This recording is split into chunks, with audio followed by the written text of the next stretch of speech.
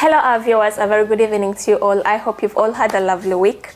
My name is Mabel, your host as always, a member of Out and Proud, and I'm here to share with you LGBT stories. Thank you so much for joining us. And yet the weekend is here and it is Friday. We have at Out and Proud offices at 198 Contemporary Arts and Learning, and we're going to be having a few discussions, a discussion from one of our members. And yes, please stay tuned in. If you're already tuned in, thank you so much for joining us. Don't forget to like, to share, and subscribe. Today we're going to be having a sort of a conversation with one of our members. He's going to be introducing himself and he's going to be sharing with us his experience as an LGBT man here in the UK and back in his home country. Introduce yourself to our viewers, please. Okay, my name is Atunje James. I'm a gay man from Uganda. I'm from southern Uganda, basically from Rukunjiri, but although we migrated to Mbarara. I hold a master's degree in finance. I'm a lawyer by profession. I'm here at the head office of Out and Proud. I'm happy to be here. Thank you so much for joining us, James. Yes, James, tell us, you're a member of Out and Proud and I've seen you a few times, and you come from Uganda, which is a very homophobic country. Yes. Would you tell us about how your life was like growing up in Uganda? Well, relating way back to childhood, let me start with primary school. I went to a staunch Christian school where it was mixed, but most of the times I was associated to girls than boys in the first place. When I left school, primary school, I went to secondary school, although I didn't feel much attracted to the girls' side in relation to love. Being the fact that I was in a single school, I got more attached, affection and feeling from my very boys, my same sex. So I would relate that as a bearing on my childhood. You said you felt more attached and connected to fellow boys. Is there anyone you were attracted to? Yeah, when we look back to secondary school, I was in High School, I felt attracted to a friend of mine called Julius. So he's living in America now. Okay. There are incidences that happened. Oh, so would you say you had a relationship with him? We had a relationship together, but it wasn't sexual. Okay. How did you feel? Yeah. Because you're in a homophobic country, and the society and the community, they preach day in, day out in the homes, in church and in school.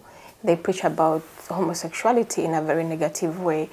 And you went to Christian schools. So when you felt attracted to someone of the same sex, how did that make you feel? Generally, it was a bad incident that I studied in the Christian schools where Christian morals are paramount. However, me and him, we had a secret relationship where we felt good when we see each other. However, the problem was, it's not easy in a homophobic country where you can easily express your feelings to a person you love, especially same sex. Yeah, I'll go back to my question again.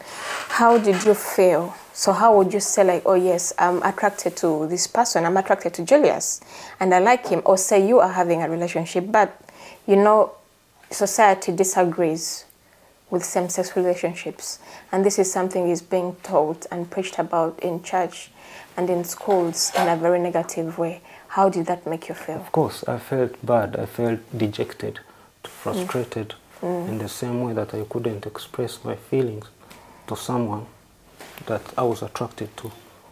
Okay. Basically, with the surrounding, me and him, Julius, we grew up from Christian families. We went to Christian schools where the norms and the perversion of homosexuality is not allowed. It's viewed as a sin.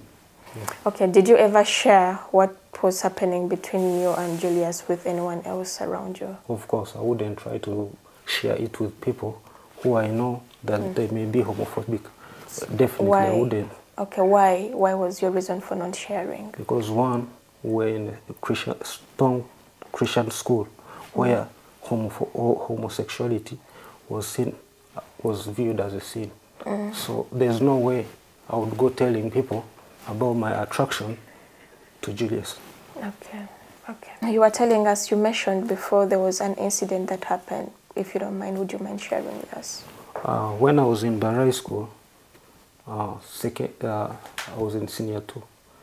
There was rumors about me and having an attraction or an affair. Can I call it an affair? Why would the rumors, take us back to why the rumors started? With, like what would make people start this rumor? Because, you know... Did they find you kissing? Did they find you touching? What happened? What made the rumors start in the first place? Yeah, the rumors started when me and Julius were caught in the shower room. So, with that, they spread a rumor about my attraction between me and Julius. So what happened? They reported us to the administration, but they had no conclusive evidence that we were actually engaged in that. It was nearly the end of term. When I went back, I asked my aunt I should change school. That's when I moved from Barai School to Bujaga High School. Did you tell your auntie what exactly had happened? Of course, there's no way I could tell her what had happened. I just explained to her, I'm not comfortable with the school. It's better you find for me a better school.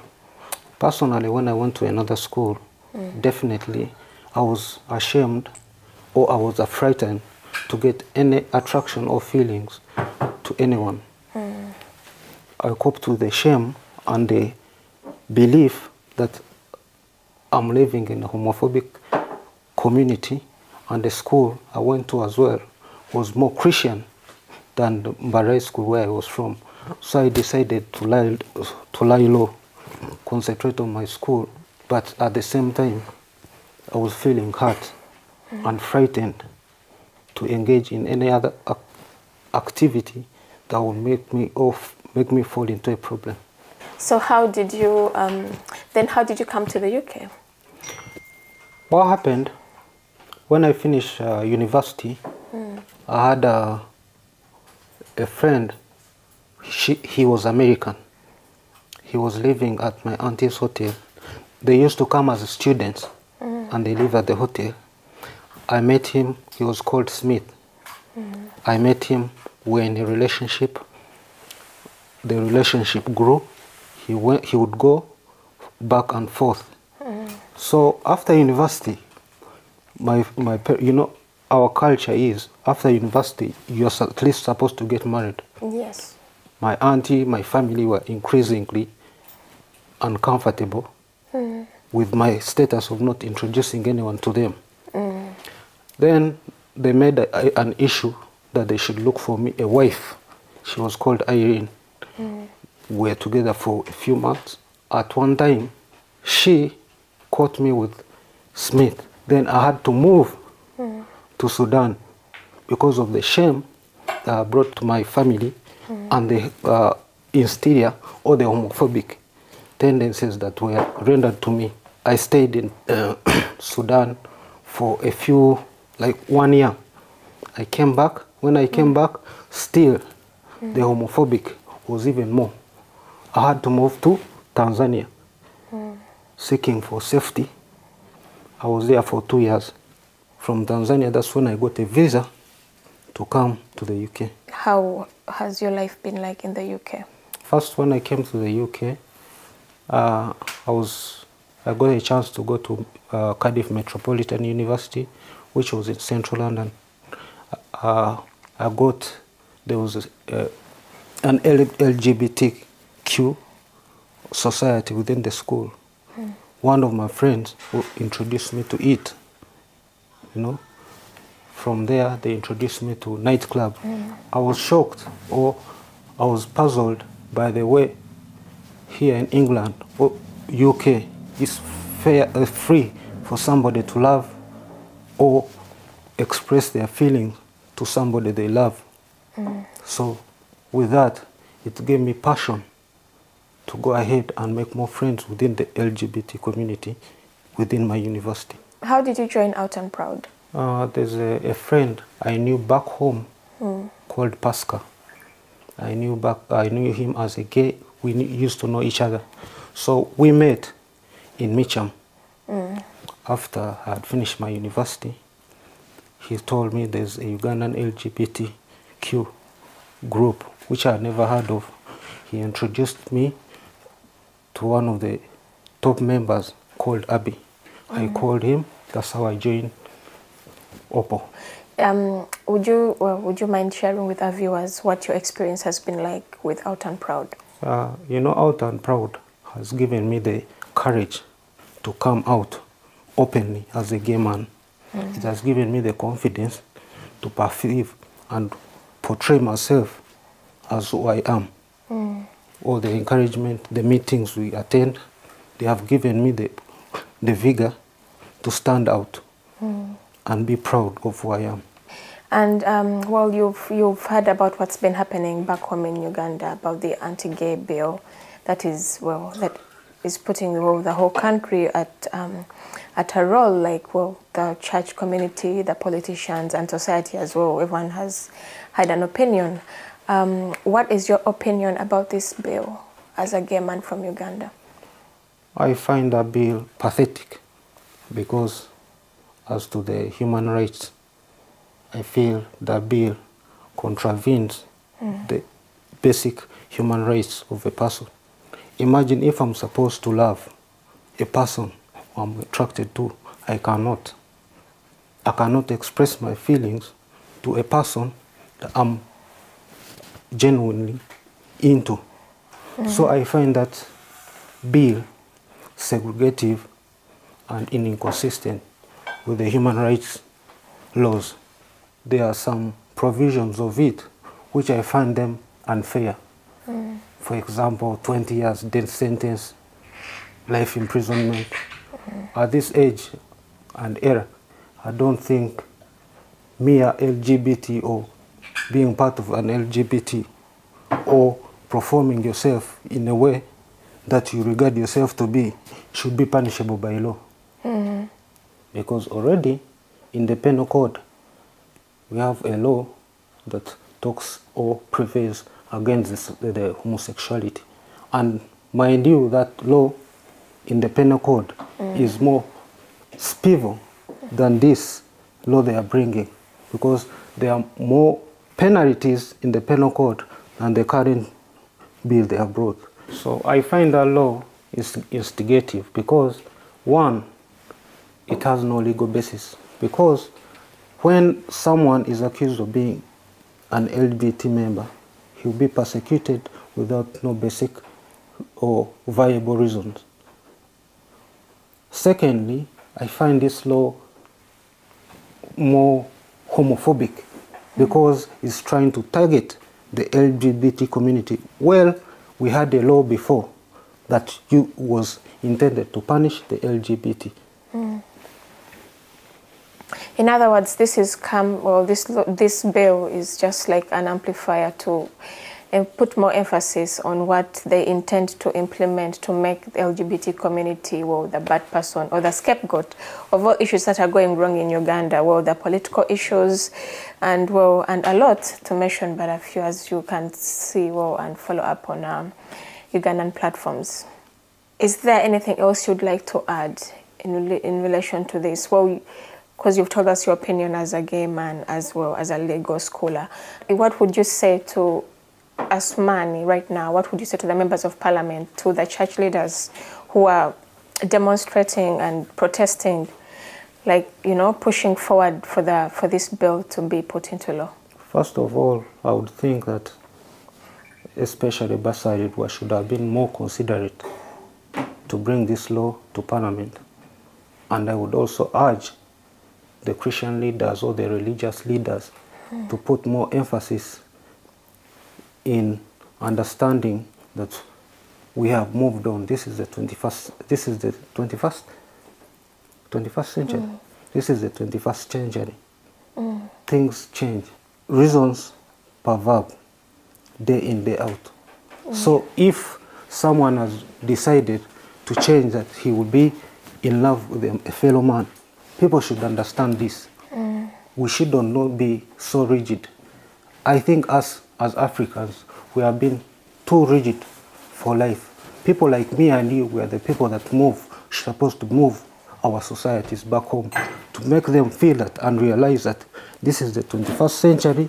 The things that were prohibited in the 18th, 17th centuries, people, our leaders say about culture. Culture is a fact of change. What does that mean? It means that culture can change from one level to another. And at this level, on this 21st century, we have come to a position that I'm allowed, according to human rights, to be who I am. What do you think, you being here in the UK, you have this platform, you're in a space where you can share, live your life the way you want to be, express yourself as a gay man. What do you think you can do to help the society understand and to help people and to help the LGBT community back home? Well, back home, we need to sensitize them with this kind of platforms by talking and talking and talking. At one time, maybe our leaders, our religious leaders, political leaders will find reason to believe that we have a cause. Okay. With that cause, it should be made by between me, you, and all of us, the OPO or the LGBT community. So, well, as a member of Out and Proud, would you share with us and our viewers what OPAL is going to do about what is happening back home in Uganda? Well, first and foremost, by next week, we are planning to have a petition. For example, banning some of the members who supported the bills. Those people, at least, should not be given reason to travel abroad. You know, most of these political reasons, political leaders, they find solace to travel to the UK, to the US. If we put a petition, for example, to bar them from traveling to the UK or to Europe, that will give us an edge, because at one time they will realize their mistake and they will reverse their thought on the LGBT. Because if we don't put efforts to fight for our rights, there's no way they will feel the pain. So we also need to make them feel the pain that we also going through. Yes. Well, as you've heard from James, we here at Out and Proud, the Ugandan government is pushing the LGBT community, and it's time for us to use this platform as well as Out and Proud to push back with whatever we can. As he has mentioned, there's a petition coming up, and it's going to be shared with you, and all we will need is your yeses and your signatures to push it forward to prohibit those 350 members of parliament who said yes to this anti-gay bill from coming to the UK. This can come as a personal question. You don't really have to respond to it. Are you in a relationship right now? Currently, I'm in a relationship with a gentleman called Bill. I met him in Uganda previously. When I came to the UK, we lost contact. This is why I told you about OPPO. With OPPO, you have opportunities. From OPPO is when I met him again. He was supposed to be here with me, but due to circumstances, he couldn't attend. Is there anything else you'd like to share with our members today? Well, I need to, first of all, thank OPPO for the opportunity, for the love, for the encouragement they have given us, we as the LGBT, not only from Uganda, but Africa as a whole. They have given us the confidence to come out openly and tell the world we are gay men. We are gay ladies. You know what I mean? So I would urge our members to keep connected to the group, because we have a lot and more to learn from the group. And we have people in the UK who have been supportive who have given us words of encouragement to live as we live in the UK. So I also have to thank them, and God bless them. Thank you so much for joining us, James. Thank you so much for sharing with our viewers, and thank you so much for, well, thank you for taking courage and confidence to come and share with us your story. Yes, as you've seen, well, James has told us his story, well, a bit of his childhood and his struggles as a gay man coming from a homophobic country. And he has given us his opinion about the anti-gay bill that is going on in Uganda currently. And yes, Out and Proud is going to come up with a petition we shall be sharing with you next week. And all we need is your support, and we need to push this forward for them to know and to understand that we have been pushed and we need to push back. We are in a safe space where we can support our members back home in Uganda, and this is one of the things we can do right now. And we will appreciate all the support we can get. And thank you so much for always joining us and tuning in. I do not forget to thank our supporters and our funders and all the well-wishers out there and the members of Out and Proud. If it is your first time to join us, don't forget to like, to share and subscribe, and stay tuned in for our next podcast, which will be happening on Friday, where we shall be sharing more with you. So tomorrow we shall be having our workshop, as always, at 56th Street, which will start at 2 p.m. and thereafter we shall go and socialize at GAY pub, a GAY bar, from 5 to 7. You're all welcome. Come and join us. Come and be a part of our big family, and come have a good time. Thank you so much. See you tomorrow.